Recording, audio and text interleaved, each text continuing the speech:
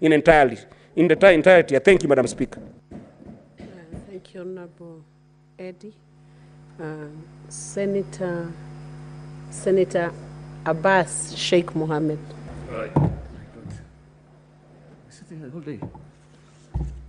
Thank you, Honorable Speaker. Honorable Speaker, I want to also join my colleagues that this bill will not help any Kenyan. As you are aware, the spirit of Harambee has been the fundamental cornerstone for this country in terms of development.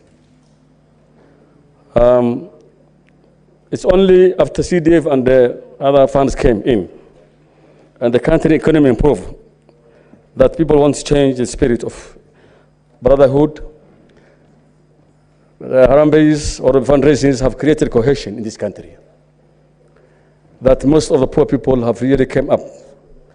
Most of the students that today, most of our professionals went for scholarships outside the country through Harambees.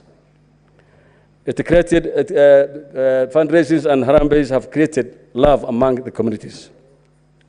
It's only through sharing with the poor that we love one another. Honorable Speaker, we cannot today throw away the brotherhood that Harambees have created. As you are aware, this country, almost 70% is below the poverty line. And they cannot even afford 2 meals in a day. They cannot afford to pay school fees. Initially, the government said there's free education, but we're not seeing any free education here today. You are seeing even the primary kids have been told go and bring money. Mothers cannot even afford. They even sell chickens and all these things. Honorable Speaker, I've started working with this government way back in the 80s. And by the time I was starting job, the Harambee was actually at the peak. Because there was no school infrastructures. Kids were learning in the school and the trees. At times, the chiefs were being used to go and collect animals or money from within the villages. Of course, sometimes they were using excessive force. There was a bit of corruption. But today, the classroom that I went to, in my class 1, actually was built with Harambee. And therefore, I cannot be able to support today to say that Harambee should be stopped or should be monitored. That cannot work for us. Honorable Speaker, through fundraising, actually many Kenyans have sought medical treatment outside this country. Medical conditions of these days, there's so many people who are sick. The medical services, hospitals actually have so much been commercialized.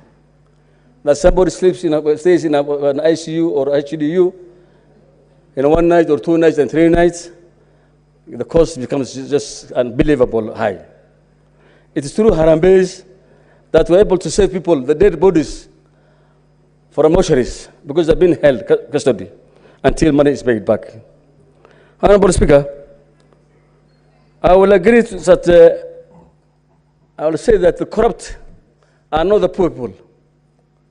The corruption comes from the highest echelons. The top guys who are stealing money. The people who have the money. These 80% or 90% of Kenyans cannot even access money.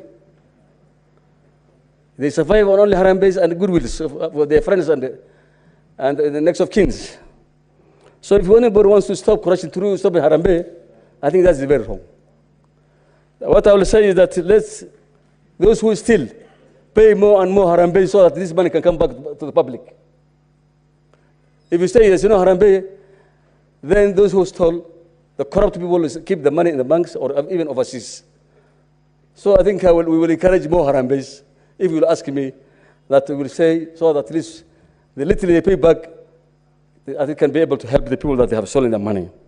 Honorable Speakers, I think what we are talking about here is kind of pretense, because I was hearing some of my colleagues here talking that Harambee will do this, Harambee is going to create corruption. My friend, corruption is not coming from the grassroots, it comes from the high top, and top and to down. Harambee, we know that it is actually starting from the office institutions. So Honorable Speaker, I think Harambees shall not be controlled. Harambees cannot, I mean, if you want somebody to stop corruption, let this House produce, or let's institute a bill that will seriously deal with corrupt people. Like the China, you know, even if you're going to be killing somebody, even if you're going to jail somebody 100 years, so that somebody can be able to face the consequences of his stealing. But Islamic Harambees, just because somebody has stolen and they want to clean his money, will not help with stop corruption. With those few remarks, I beg to support. I mean, I want to oppose the bill. Thank you, Senator Abbas. Senator William Kipkemoi Kisang. Thank you, Madam Speaker.